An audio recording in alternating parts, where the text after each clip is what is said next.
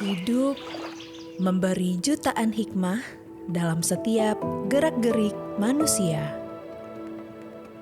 Meski banyak ujian dan cobaan menerpa silih berganti, kita selalu menemukan cara beradaptasi untuk menjadi pemenang. Di kala pandemi, perubahan iklim, hingga perang di belahan Eropa Timur terjadi, kita tidak pernah surut motivasi untuk terus memberi dan melayani. Karena kita tahu, kebutuhan hajat hidup jutaan manusia bertumpu pada transportasi.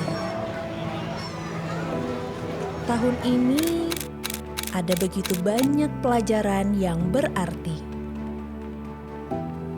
Kata orang, pengalaman adalah guru terbaik. Kita belajar dari semua memori di masa lalu, baik yang kelam maupun terang, baik suka atau duka. Semua itu mempunyai tujuan mulia untuk memberi pelayanan terbaik bagi masyarakat. Mempertemukan mereka dengan orang terkasih setelah sekian lama terpisah, memudahkan mereka berpergian, hingga meringankan beban di tengah ketidakpastian dunia. Upaya yang tulus selalu dihargai, diakui untuk menjadi inspirasi bagi sesama.